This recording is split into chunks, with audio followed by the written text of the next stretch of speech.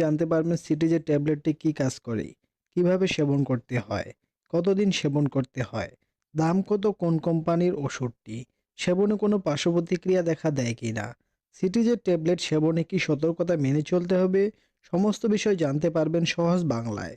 চলুন তাহলে শুরু করা যাক। সিটিজের ট্যাবলেট হলো সেট্রিজিন হাইড্রোক্লোরাইড গ্রুপের ওষুধ। সেট্রিজিন হাইড্রোক্লোরাইড গ্রুপের আরও অন্য কোম্পানির ওষুধ আছে, তাদের ব্র্যান্ড নাম আলাদা আলাদা। এগুলোর মধ্যে সবচেয়ে পপুলার ওষুধ হলো এলাট্রল।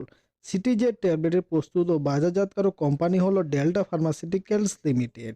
সিটিজের প্রতি পিস ট্যাবলেটের দাম 2 টাকা করে, আর একটি বক্সে থাকে 90টি ট্যাবলেট। বক্সটির দাম 180 টাকা।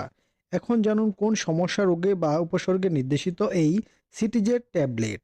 সিটিজের ট্যাবলেটটি সিজনাল ও পেরিনিয়াল অ্যালার্জি চুলকানিতে নির্দেশিত। সিজনাল ও পেরিনিয়াল অ্যালার্জি হলো সমস্ত শরীরে চুলকানি ও লাল লাল দাগ হওয়া রোধ করে, নাক দিয়ে পানি পড়া রোধ করে, সর্দি দূর করে, নাক চুলকানো দূর করে। এছাড়াও এটি অ্যাজমাজনিত সমস্যা দূর করতে কার্যকরী। কম দামের মধ্যে একটি কার্যকরী ওষুধ হলো এই সিটিজের ট্যাবলেটটি। মূলত এইগুলি হলো ওষুধটির মূল কার্যকারিতা।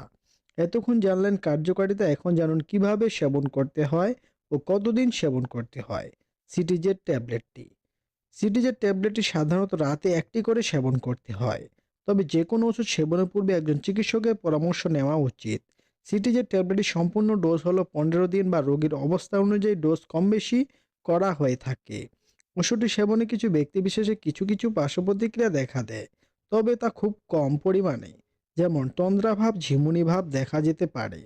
আর যেসব সতর্কতা মেনে চলতে হবে, যেমন গাড়ি চালানোর সময় ও ভারী যন্ত্রপাতি চালানোর সময় সাবধানতা অবলম্বন করতে হবে।